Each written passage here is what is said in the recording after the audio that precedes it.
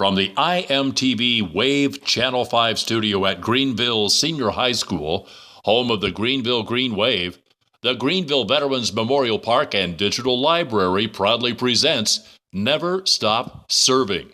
And now, your host, Mike Maloney. Hello, everybody, and welcome back. We took a little break there. We've done some mobile stuff, but you're going to see our great stuff here on YouTube very shortly. We have several episodes that we're lining up, getting ready, getting them taken care of, and then they'll be shown here shortly. So stay tuned here with us. We'll get right into our guest here. We have a great guest today. We're going to let him and her introduce themselves. They're a pair here. They're a couple here today. So let's start off and introduce James Groves. Thank you. Hi, sir. How are you? Very well. Please tell our audience who you are, where you came from, where you grew up, your schooling, education, and what you've done since, and what you have to share with us today. Okay. Born and raised in a little town in New York called Oneonta. Graduated from there in 1966. Went to a two-year university in New York, Sunny, at Morrisville. Graduated with an associate's degree there in food service. Went on in 1968 and 69, I was in the University of Las Vegas, NSU back then. It's now called UNLV.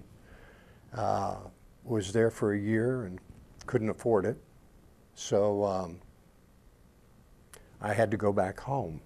And I think they called my draft board because I was home probably 2 weeks and I got a letter that said, "Greetings." Mm-hmm. So rather than being drafted, I decided to enlist. And I enlisted in the United States Army Reserves out of Binghamton, New York, the 77th ARCOM 598th Field Hospital. Mm-hmm. So I was a cook in a MASH unit. While in basic in Fort Knox, Kentucky, I roomed with a guy by the name of Dave Redmore, and he was a cook also. And when I got out of basic in MIT, or OJT, I took a job in Syracuse. And I called Dave up, who was from Syracuse. And we went out, and I said, "You know any girls that would show me around town?" He said, "Yeah, I'll introduce you sometime." And about half hour later, I met Leslie. And Dave was dating another girl, and he had to find somebody to fill in. Anyway, we kind of hit it off. We dated for 17 days, and I was moved from Syracuse to New York to Rochester, New York. And we dated, and I asked her to marry me, and we got married a year later. Stayed in Rochester up until 1975. I worked for Howard Johnson's back then. And 1975, I started working for Red Lobster and came to Ohio in Columbus. And that's where our son, James III, was born. And since then, I've retired. I've been involved in the VFW in Beaver Creek, 8312. I'm on the honor squad there. I was just elected to the senior vice president of the auxiliary. And I also got involved with the honor squad at the Dayton National Cemetery at the VA. Prior to our being formed, which is coming up on our second anniversary, there was 1,200 services a year out there, and approximately 1,000 did not get full services. So that's why we were created. Say those numbers again. About 1,200 burials a year, Mm-hmm. and about 1,000 did not get proper rifle salutes and service. And this is at the Dayton. At the Dayton National Cemetery. Mm-hmm. So it was three people, Michael Henshaw, who happened to be the cemetery director at the time, Judge Dennis Adkins among Montgomery County Courts, and Stephanie Boley, who was a cemetery representative, that they decided that that was unacceptable for a national cemetery and one that had 5 Medal of Honor winners, plus someone buried there from every war, including the Revolutionary War. And that young man's name was Christian Null. Say it again, Christian. Christian Null. Christian enlisted in the Revolutionary War at the age of 12 in Pennsylvania.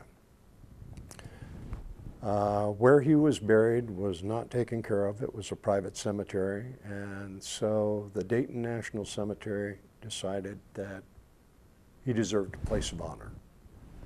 So they did the proper paperwork, had the body exhumed, a dignified transfer, and reinterred him at Dayton National Cemetery with honors. He lived to the ripe old age of 62.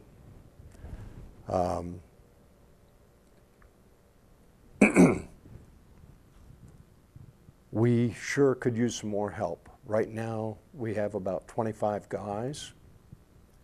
We can do up to 9 funerals a day. Right now, the most we've ever done is 6. Some days we do none. But we're there in the wind, the rain, the sun, the snow, doesn't matter. We're there, and that's what we do. Who are you looking for, James, when you're talking about who are you looking for? What kind of people are you looking for? I'm looking for men and women, either military experience or civilians, that will give us 1 day a week. 1 day, that's all we ask. And by 1 day a week, they're saying, you say, I'm going to volunteer. They'll say, you say, I'm available on Thursdays. So you'll only fall out for honor guard on Thursdays, right? That is correct. If there's funerals or Right. such on Thursdays. Yes, So only your day. So all you have to do is pick 1 day. Is that right? that's correct. 1 day to help. 1 day. 1 day. Okay. And they need help. We do. The hat that I currently happen to be wearing is not part of the uniform. However, Looks kind of Union soldierous. it is, and there's a reason behind that.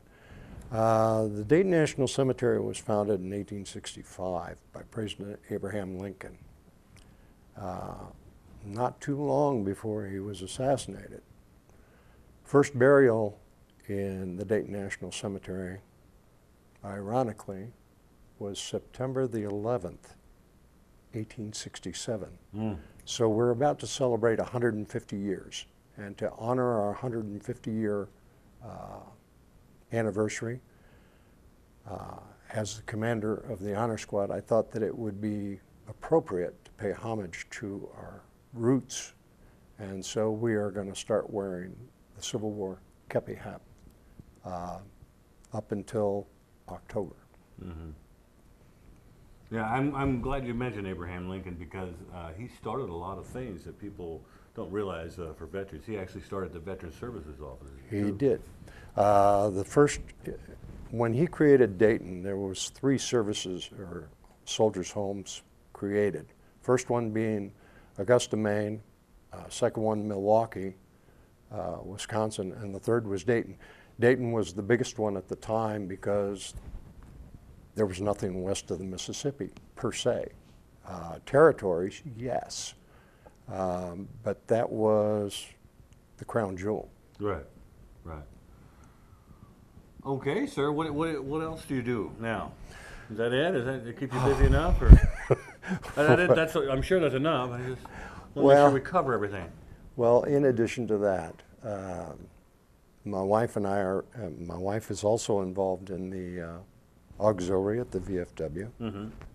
It's in Beaver Creek, right? This is in Beaver Creek. Excellent. We are involved in the Miami Valley Military Affairs Association. We are going to be, we are being honored by the Fallen 15 in Columbus. That was one unit where 15 soldiers were killed. And they honored the same 15 for many, many years. And then somebody said, there's more than 15. So we were one of the 15 families selected this year. So we have 9 different venues to attend in Columbus. Plus we're going to be there for the wreath laying ceremony, which is May the 25th at the State House. We got Warrior Weekend that we're going to be involved in. That's June 21st, 2nd, 3rd, and 4th in Middletown, where they're going to present us with a flag, honor and remember, that's personalized with our son's name, James E. Groves III, who was killed in Afghanistan 4 years ago. Let's talk about him, if you don't Okay, mind. sure. Obviously, he's the third. Yes. Okay, that was his name. He joined. Tell us about his service, if you can, please. James joined right out of high school. He was, believe it or not, in a flag's going to fall out, but that's okay. Oh, you're going to leave it like that. All right. Okay. Go ahead. He was involved in the TV station at Kettering Fairmount High School. And his job was to go out and interview all branches of service. So he went to the Coast Guard and the Navy, the Marines, the Air Force, and the Army. And he did an article on him, or a news story on him. And he came to us one day and he said, you got to give me an excuse to skip school. And I said, it better be a good one. And he said, well, I'm going to Columbus. He said, I'm going to be sworn in the United States Army. Right out, just out of the clear blue. How old was he then? He was 18. 18, okay. Yeah. Senior. But, yeah, Yeah. when he was halfway through the year, I said to him, I said, son, what are you going to do? I said, you know, you're halfway through your senior year. Have you thought about college? No, I don't know what I want to do. Have you thought about the military? And he said, hell no.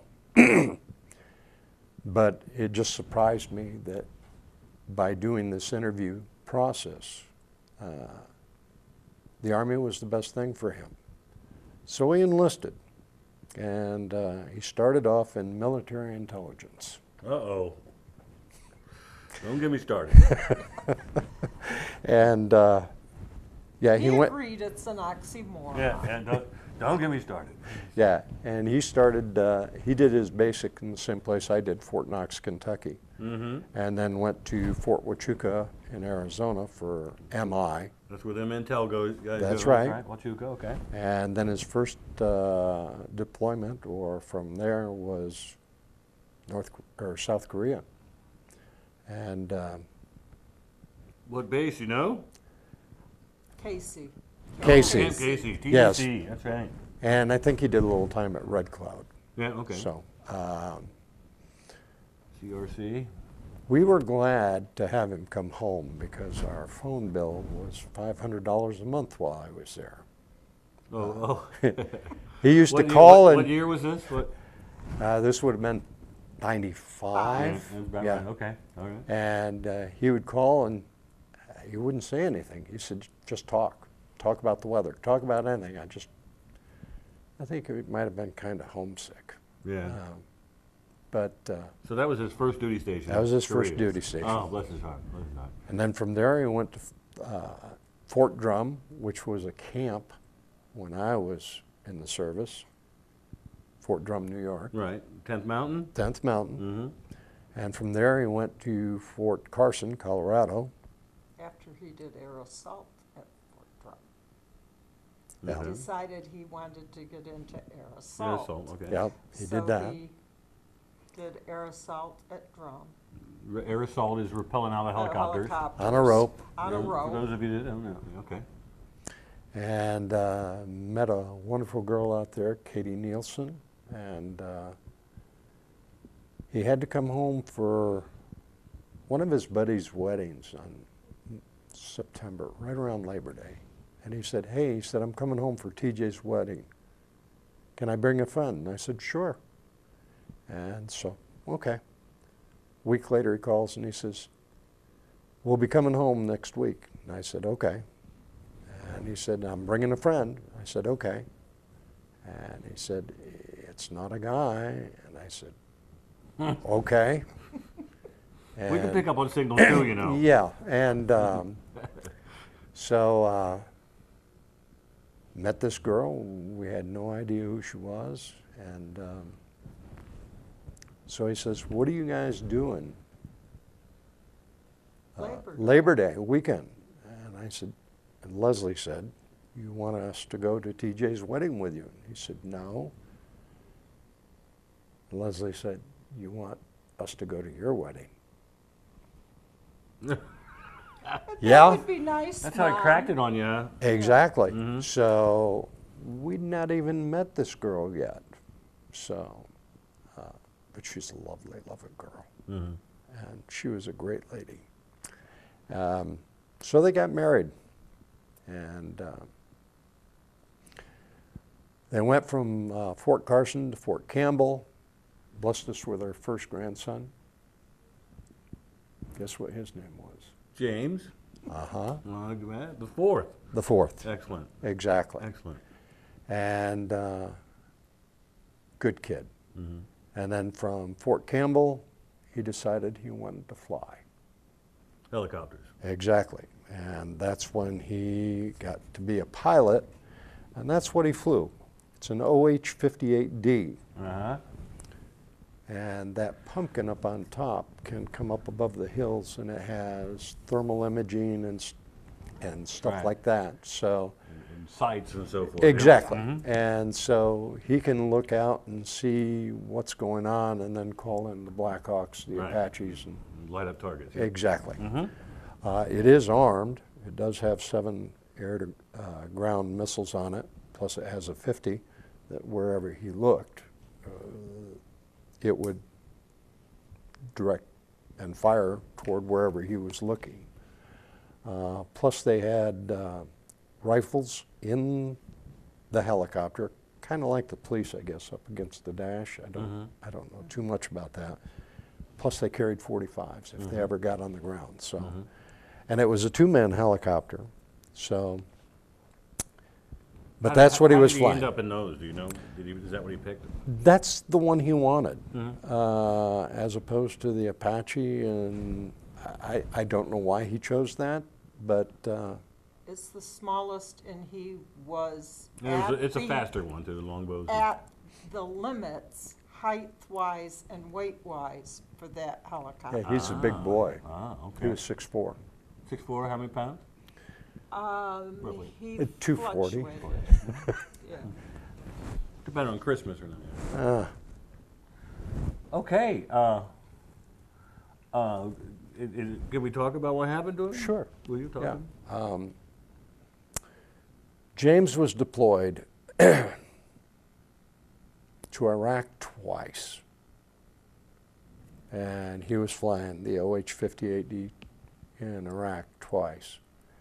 And he finally was deployed to Afghanistan twice. And it was his last deployment. He was up for a promotion, and he decided if he took the promotion, he knew he would have to extend 5 more years, and that would be 2 more deployments. And he said, you know, I've done 4. I'm good with this. 4 in what time span? 4 and 10 years. Yeah. Okay. Yeah. Well, actually, he became a pilot in, let's see, he was killed in 13, so it would have been 03. So in 9 years' time, he flew 3,000 hours of combat and 7,000 hours of pilot instructor. So almost 10,000 hours in 10 years. Most commercial pilots only fly about 10,000 hours in a career. Most commercial. Yep. Let me stop you a second. We're going to take a break right here. We're about to have the school bell go off. So we're going to stop, and then we're going to continue on here as soon as the bell comes back in. I don't want you to be interrupted here. No, that's fine. This is, now, this is not him? That's him. That is him. His little cat hat. Yeah. Yes, because air assault. Air assault and Right. Is- Oh, yeah. Hell yeah. and helicopters Yeah. are The capped. cat, that's right. Yeah. That's the new cat. I think you got another picture of him, don't you? I got one with, for That's a while. him with the boys. For a while, his unit, one unit out of Watertown was the only one that wore the silver Stetsons. That's James the Fourth, Ah, awesome. and that's our youngest, Shane Allen. So he has two? Yes, He has two he had two sons. boys. Shane was born while he was on his first deployment to Iraq. It just so happened that it was January, the end of January '04, and one of James's buddies was shot down in Iraq. Hargrove. And he was killed, and James came home with the body. He was part of the escort home. So he got home, went through Dover with the body, took the body to Indiana to be buried, and just arrived back at Watertown when his wife went into labor for Shane. So he was lucky Where's enough. his wife now? Where's your Savannah. They are in, she's in Savannah with the two boys. George? Yeah, yep. The boys are now Are they doing well? Are they thriving? They're doing 16 well. and 13. Yeah.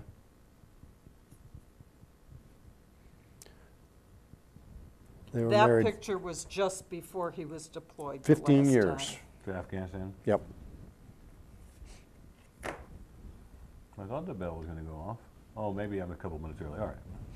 That's okay, though. Gives a few. Yeah, I think you got another Like a picture of letter. him, don't you, in the helicopter? see Yeah, this. there With you the go. helicopter. That's James with one of his stick buddies. Where's the backdrop of this? What is? That's when they were ready to deploy out of Watertown. Watertown, Fort Drum. It's been just like a common area there. 4 deployments in 10 years, huh? Yep. About every 2 years he left. And he always left just before Christmas and came home usually between Christmas or just after New Year's. The second deployment was when they were doing one of the large buildups, so he was gone 15 months that time. Normally, it was only a 12-month deployment. All right, we just came back from the break. We just had the school bell go off, and we didn't interrupt James. He was just talking about what was happening to his son. Please continue, James. As I said, it was his 4th deployment. Right. He was 6 months short of coming home. He was on a check ride with a Lieutenant Cole, right? And I'm sorry, what's a check ride? For our audience. he was a pilot instructor, and you have to periodically go on a ride with somebody that will see that you're following operations Oh, it's and kind of like a procedures. certification then. Yeah, Okay. All right. Okay. to make sure everything was okay. Okay. And Lieutenant Cole had only logged about 100 hours, so he's relatively new.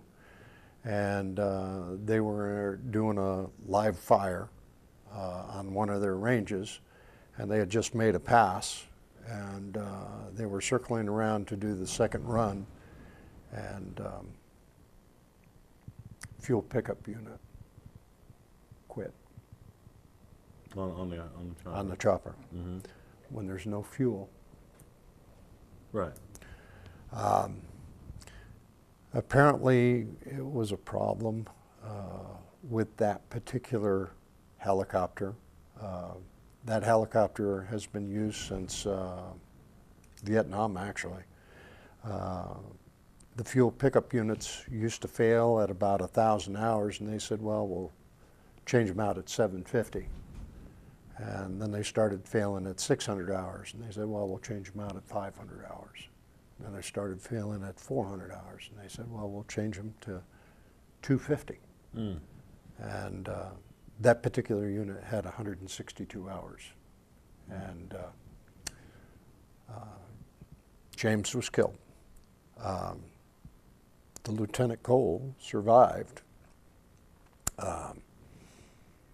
crushed both eye sockets, broke his back in 2 places,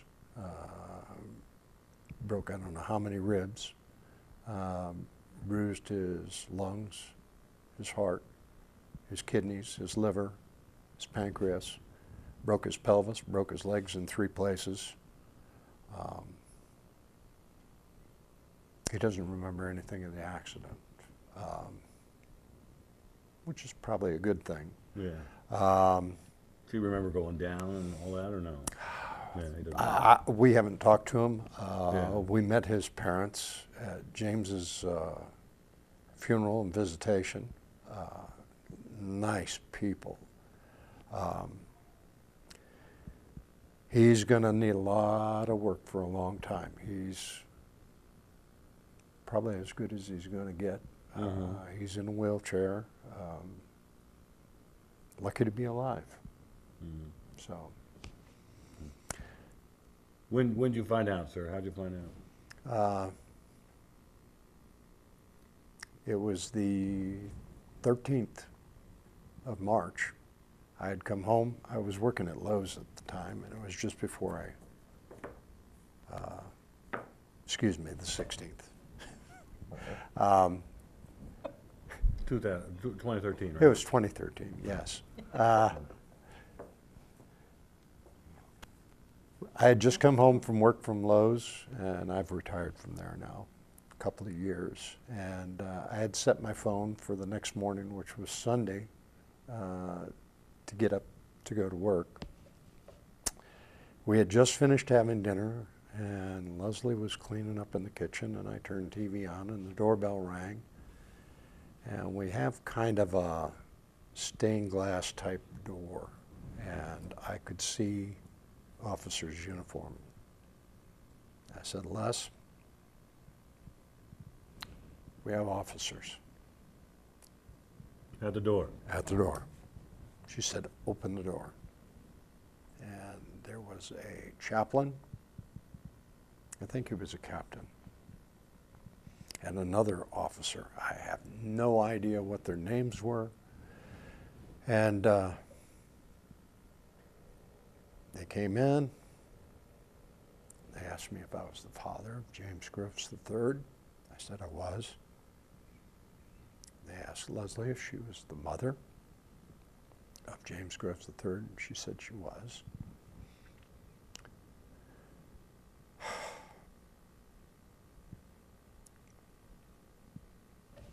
They told us what we knew. Right. You already knew it, though, obviously. Yeah. Yeah. Tell us. Difficult moment. I can imagine, sir. I can imagine. Can't thank you enough for sharing this story with us, and you know, the sacrifice and so forth. But there is good news.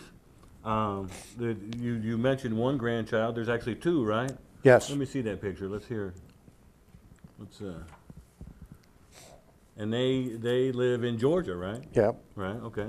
Port Wentworth, actually. Savannah. What's that? Port Wentworth, Savannah. Port Wentworth, Savannah. Yeah. Yeah. So that's not 1 but 2 grandchildren, right? Yes. Yes. So we got James Groves the fourth. The 4th. Groves the 4th, and the other one? Shane Allen. Shane Allen. There we go. There we go. So you know the legacy is still alive. That's good. It is. Yeah. What else? What else do we want to tell? Leslie, what would you like to say? Is there anything you'd like to say? We sure appreciate you being here and telling your story. I know that, go ahead. I thought I was going to cut you off there. I think my husband covered my son's story quite well. Yeah. But But the fact of the matter is your family has a long history of serving. there is a long history of serving, yes. Let's talk about that. Don't both our parents here? Yes, both our parents, my father, Let's see him. Which one is he? There we go. this one's my father. All right, so that's your father. His And name? His name is Leslie Ah, all right. William Warden. And Warden? Warden, Warden. W-A-R-D-E-N. Okay.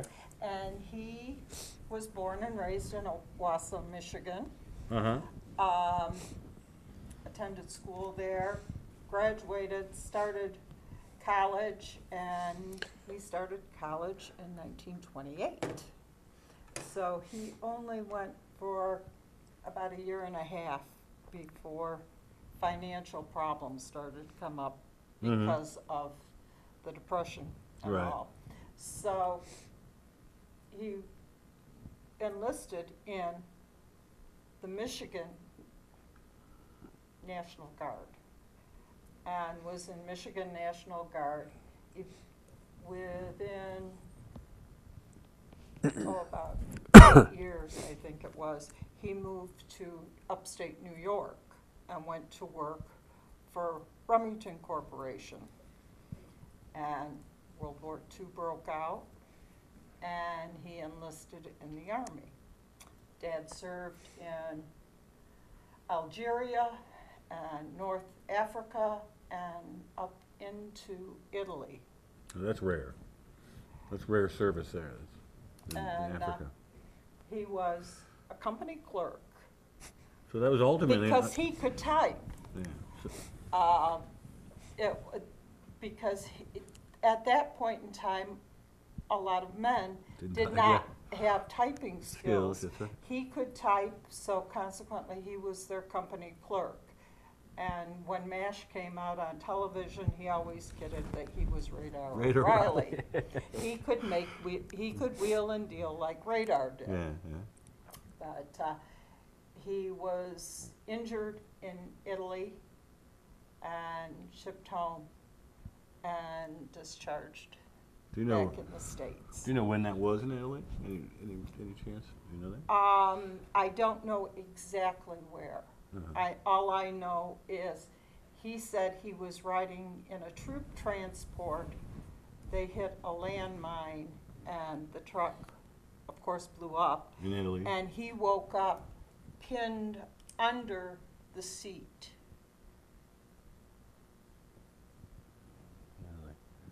Yeah. And you said he was in Algeria in Africa. Do you have any of his stuff? Any of it? I have pictures. Because My- that means he served under Patton, I believe. Yes. Yes, he did. That'd be he served under General Patton. Yeah. He did serve under Patton because that was Patton's territory, Right, North Africa. But I have pictures because he was an amateur photographer. Would love to And see he- the pictures. And he developed a lot of his own stuff. So I know I have a whole box of slides that are of Rome because his unit had liberty in Rome and they got to go to the Vatican and meet with Pope Pius. Yeah. That'd be. You ought to share some of those pictures with us some of these days. I want to sit down and come visit you. We'll check them out. I have a friend that taught me you can put like old slides Mm-hmm.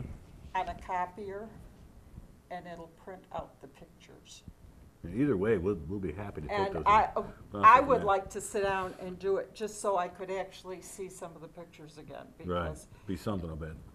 he used to get them out and show them periodically. Mm-hmm. So he was U.S. Army.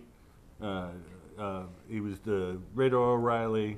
Yep. And people joke and kid about that. That's a very essential work. You Yes, know, it is. I mean, the whole morale of the company revolves around that. It really yeah. does. It really does. And my father had a personality that he didn't know strangers, and he would have been really good in that job. Right. But not only did I have a father that had served, I had an uncle that was serving when I was growing up. My uncle was in the Navy. Mm-hmm. And he would come home on leave, and he and my aunt used to come and stay at our house because we had a big house. So I was used to having military around, Right. even And though I didn't serve. his last name was Warden also?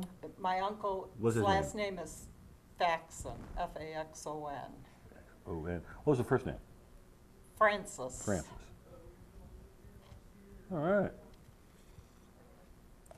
And how about the other gentleman? That's your father, That's right? my dad. Let's hear about him. That's James Groves the first. Mm-hmm. He was born in Wisconsin. He left Wisconsin with my grandfather in early 30s. They had bought a farm in Oneonta, New York. He was the youngest of 9.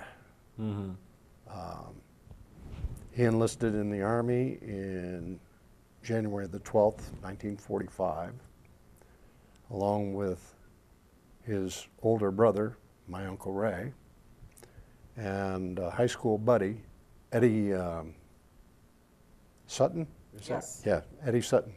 And their numbers were 4941, 4942, 4943. Mm-hmm. And Uncle Ray went on to the Philippines.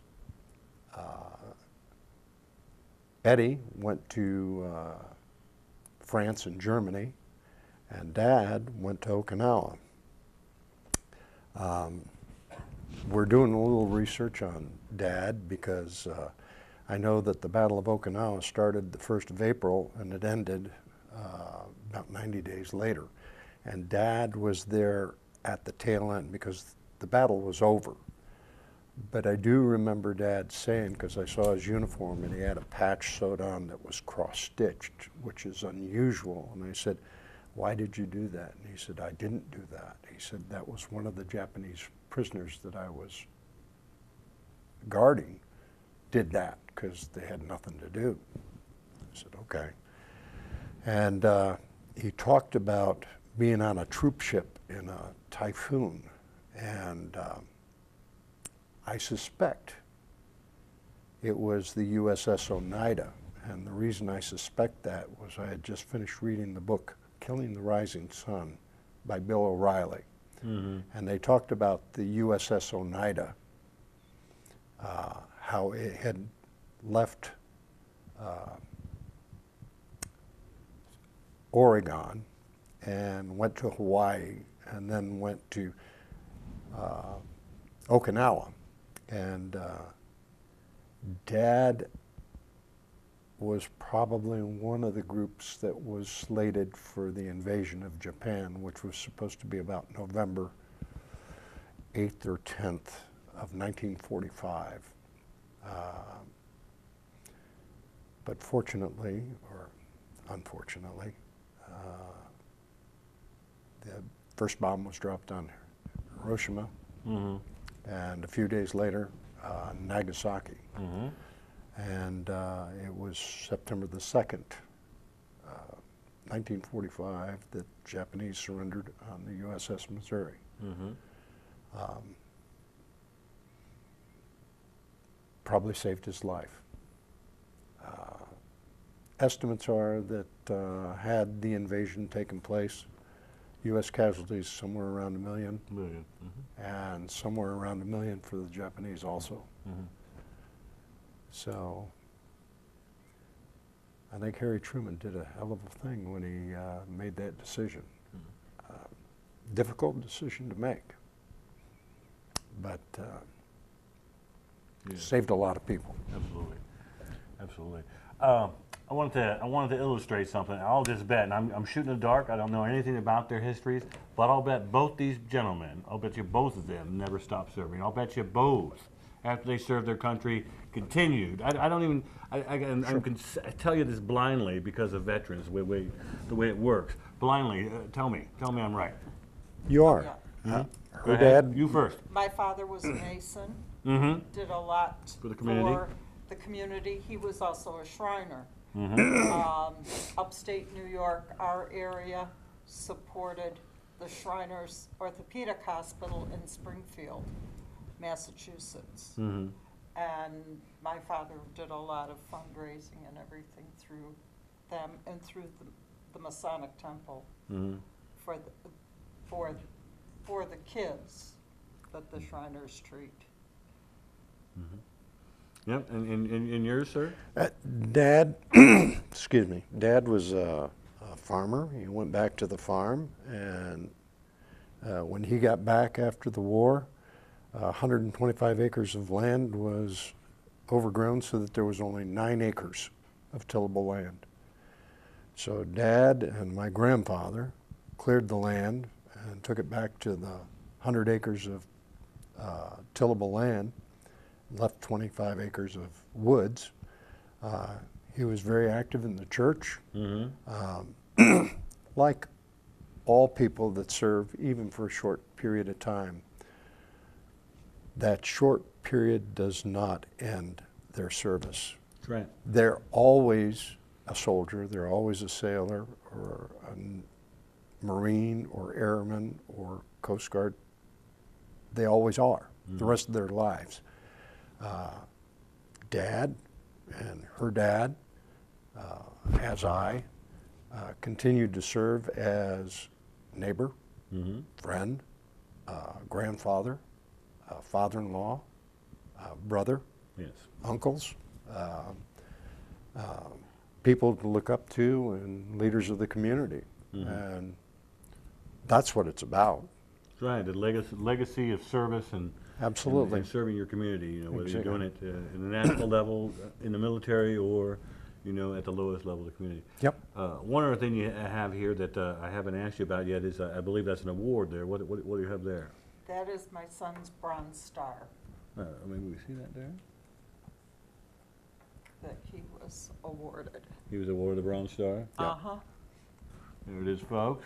Make sure we see that. Oh yeah, you can see that. There we go. Being Thank you for that, sharing that. being that he was killed in an accident, he did not qualify for a Purple Heart, but they awarded the Bronze Star instead. Right. Right. But it was in Afghanistan. Yeah, it was. Right. It was And in it was- Kandahar. Training And or- it was in a combat Yeah. area. He was in Kandahar when Right. he was killed. Right. Now the display case has all his ribbons and everything on it. Mm-hmm.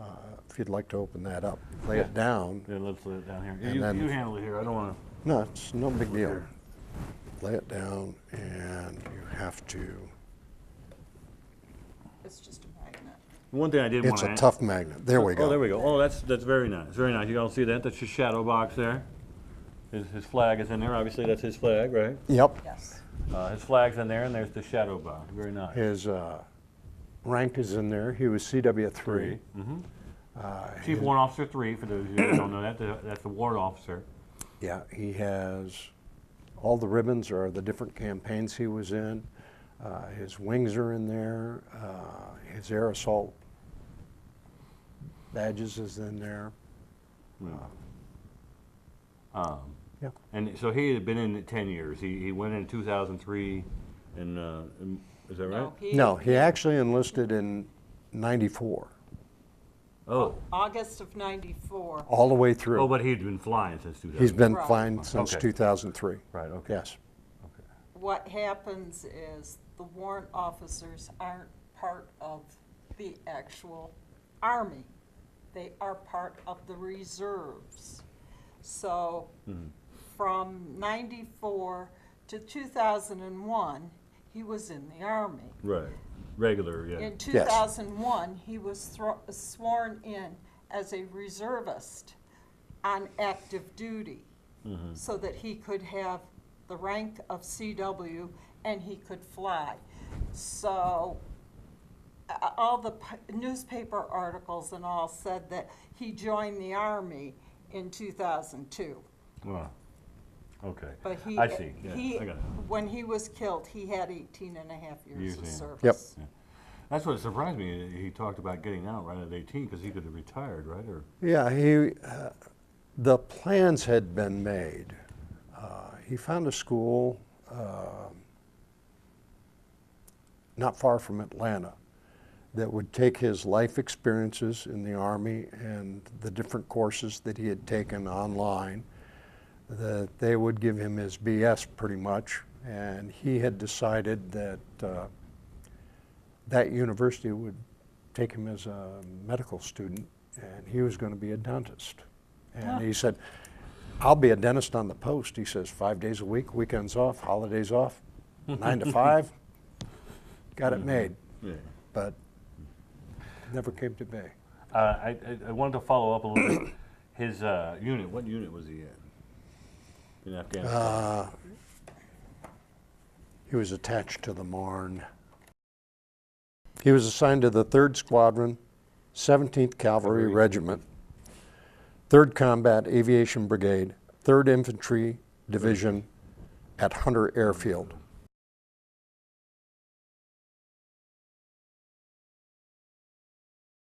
All right. Last, do you have anything you want to plug? What do you got going on that you need publicized out there? We know you need volunteers. He needs volunteers. So set him up there. We'll actually scan this guy here too and get it up on the screen too, so you have his information to contact him.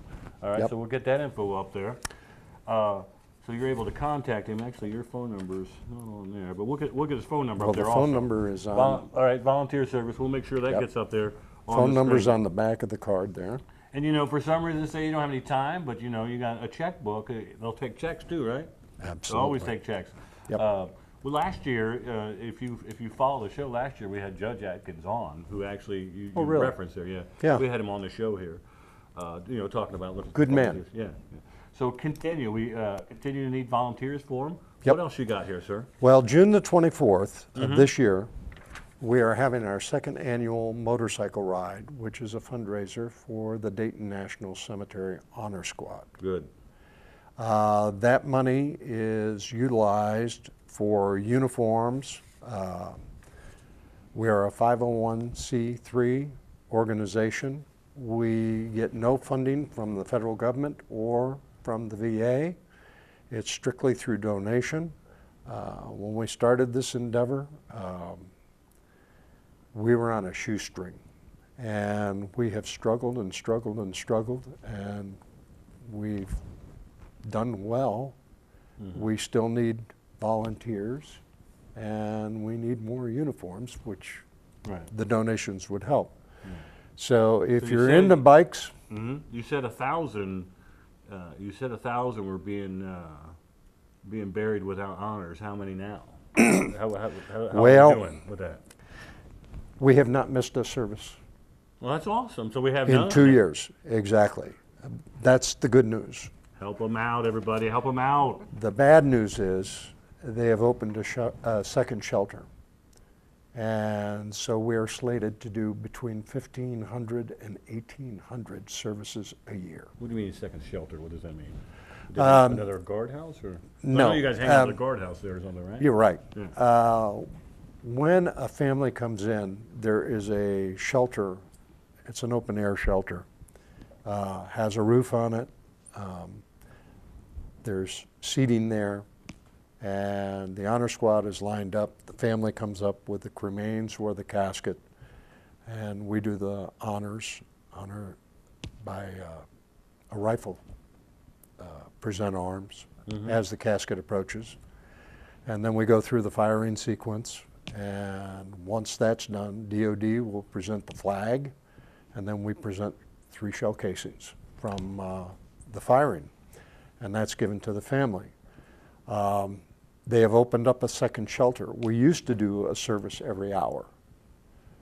Now it's every half hour, starting at 9:30. So that's 9:30, 10, 10:30, 11, 11:30, that's 5, and then 1, 1:30, 2, Wow. and 2:30. So we can do up to 9 a day. And if we did 9 a day times 5, that's 45 times 4 weeks. That's 200. Don't necessarily do that. Right. But we're scheduled to be probably somewhere between 15 and 1,800 this year. Great work you guys Yep. are doing. So they got the 24th. Remember that if you're a bike rider, all that good stuff. Go ahead, sir. What else you got? The other thing that I would like to bring up is Sunday, May the 28th. It's Memorial Day weekend. There is a special ceremony at the Protestant church at the VA, and it's for Gold Star families. Gold Star families are families such as Leslie and I, who have lost either sons or daughters, either in combat or while serving, even here in the United States.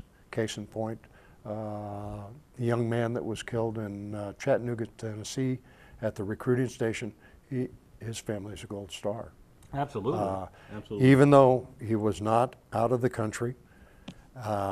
And same thing is true of a young man that was killed the same year in Fort Sill. He was on a bivouac, and it was a terrible accident where a vehicle ran over him. Mm-hmm. Gold Star family, absolutely. And both families are Gold Star. You don't have to be a Gold Star. It's just to support the family and to support the military. It's a very moving service.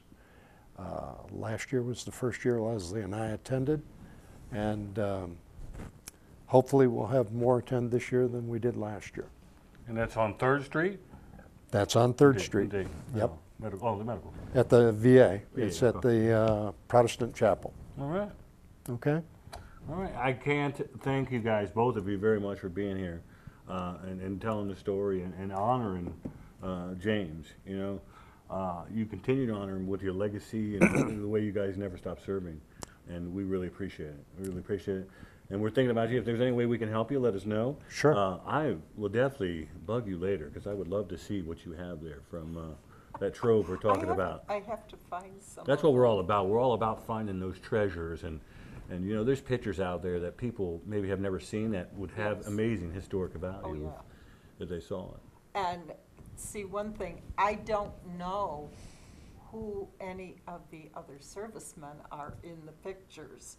So I have a feeling someday somebody's going to see them and they'll say, know, yeah. "Oh, That's that's so-and-so." my grandfather," or "That's my father." That's exactly what. Yeah, that's exactly what we're trying to do here. Make those links, and say that, you know, it's all connected and so forth. Yep. Too. All right, but again, thank you Leslie, for coming in. James, thank you so much for Very coming much. in. Good luck. Anything we can do for you in the future, let us know. Appreciate it. And we're done here. Thank you all. Remember everything he said. Try to support that if they can. And we also have our own poker run. The VFW is having our own poker run July 29th. More details to follow with that as we go. But have a great day. Thanks for watching.